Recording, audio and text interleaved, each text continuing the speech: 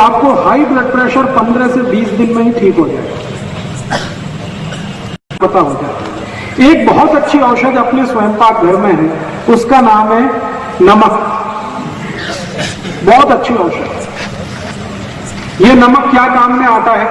जिसको भी blood pressure कम हो गया हो, लो बीपी, उसकी सबसे अच्छी औषध है नमक। क्या करना है? इसको पानी में मिला के पीना। जिनको भी लो ब्लड प्रेशर की शिकायत है, उनको नमक पानी में मिला के पीना सबसे अच्छी औषध है। कितना नमक और कितना पानी? 1 गिलास पानी में आधा चम्मच नमक मिला सकते हैं, या आधे चम्मच से थोड़ा कम। उतना अगर नियमित रूप से पिएंगे तो लो ब्लड प्रेशर की बीमारी बिल्कुल ठीक कर देता है। और यही नमक हाई ब्लड प्रेशर को भी ठीक करता है। लेकिन वो कैसे ठीक करता है? हाई ब्लड प्रेशर की जिनको बीमारी है, उनको नमक मिला के पानी में स्नान करना, पानी से, नमक पानी से स्नान करना। हाई बीपी जिनको, लो बीपी जिनको है, उनको नमक पानी पीना है। हाई बीपी जिनको है, उनको नमक पानी से स्नान करना। 1 बाल्टी पानी में 100 ग्राम नमक मिला दीजिए, इस नमक पानी से स्नान करिए।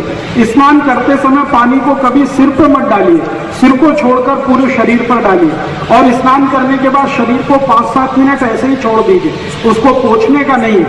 नमक लगा है तो लगा रहने दीजिए, कपड़े पहन लीजिए, और कभी भी साबुन मत लगाइए। तो आपको हाई ब्लड प्रेशर 15 से 20 दिन में ही ठीक हो जाएगा। नमक पानी से स्नान करें। हाँ, बहुत अच्छा सवाल आपने पूछा। कौन सा नमक?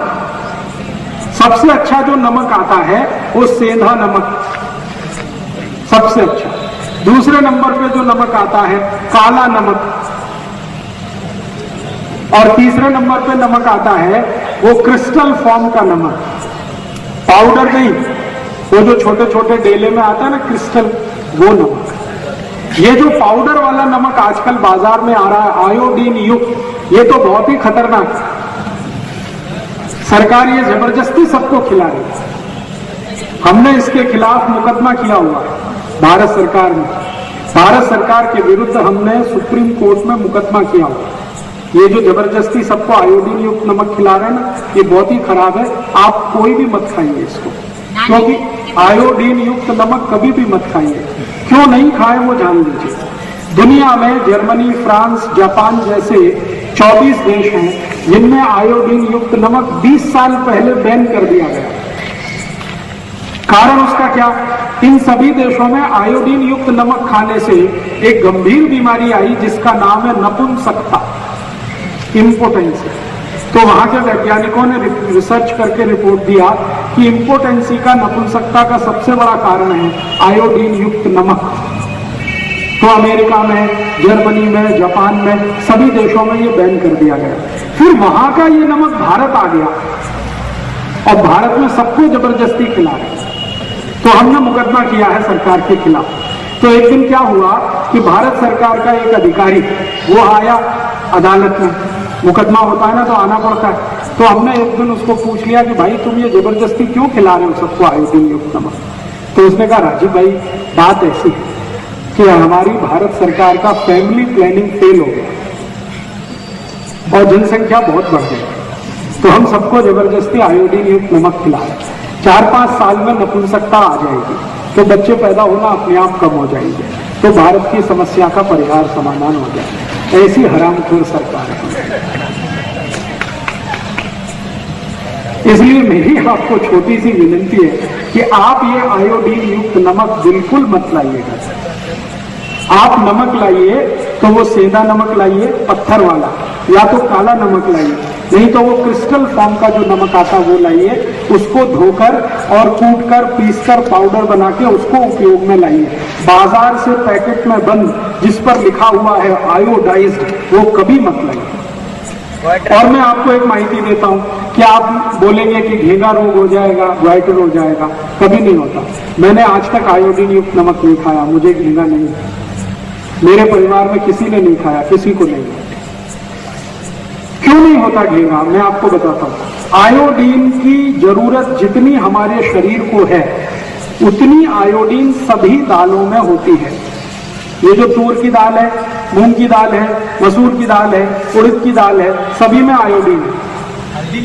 हल्दी में भी है, हरे पत्ते की सभी सब्जियों में आयोडीन है, गाजर में आयोडीन है, मूली में आयोडीन है, बटाटा में आयोडीन है, जमीन के अंदर से जितनी सब्जियां निकलती है सभी में आयोडीन है, शेंगदाने में तो सबसे ज्यादा आयोडीन है। इसलिए जीवन में जो भी हम भोजन कर रहे हैं ज्यादातर भोज्य पदार्थों में आयोडीन है। फिर बाहर से आयोडीन देने की कोई गरज और जरूरत नहीं है। ये जबरदस्ती सरकार ने अभियान चला रखा है और इस अभियान के पीछे दो उद्देश्य हैं। एक तो भारत में बड़े पैमाने पर लोगों में नपुंसकता लाना ताकि लोक संख्या कम हो। दूसरा उद्देश्य ये है कि 15 पैसे किलो के नमक को 7 रुपए किलो बिकवाना। जो सादा नमक है वो 15 पैसे किलो आता है, लेकिन उसको 7 रुपए किलो सरकार ने बना दिया, ये आयोडीन युक्त नमक के नाम पर। और आपकी जेब लूट रहे हैं, आप खुशी से लुटवा रहे हैं क्योंकि आपको माहिती नहीं है। आपको ये माहिती नहीं है कि आयोडीन तो सभी भोजन पदार्थों में है। हरे पत्ते की सभी सब्जियों में आयोडीन है, सभी दालों में आयोडीन है, जमीन के नीचे से जो भी सब्जी निकलती है सभी में आयोडीन है। बिना आयोडीन का दुनिया में कुछ होता ही नहीं है। तो इसलिए अतिरिक्त आयोडीन की शरीर को कोई गरज और जरूरत नहीं है। लेकिन अगर अतिरिक्त आयोडीन शरीर में आ जाए तो नपुंसकता आ जाती है, ये पक्का है। इसलिए आप अपने जीवन को सुरक्षित रखना चाहते हैं तो आयोडीन युक्त नमक बिल्कुल बंद कर दीजिए। सादा नमक लाइए, वही खिलाइए। और अगर आप जानवरों को पालते हैं, जैसे मछली है, दूध के लिए गाय है, उसको भी कभी आयोडीन युक्त नमक मत खिलाइए जानवरों को। पता है तकलीफ क्या आ रही है? बहुत सारे शेतकरी मुझे शिकायत करते हैं कि उनकी गाय और भैंस को आयोडीन युक्त नमक खिलाओ तो वो गर्भवती ही नहीं होती गाय, मछली भी गर्भावस्था में नहीं आती।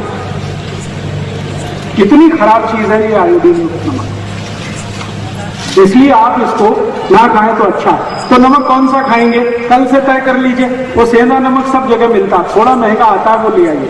और एक नमक आता है पाकिस्तानी नमक नाम से मिलता है, लाहौरी नमक के नाम से मिलता है, वो भी अच्छा है। नहीं तो वो क्रिस्टल फॉर्म का डेले वाला नमक वो सब गाँव में मिलता है, वो लाइए, उसी का उपयोग करें।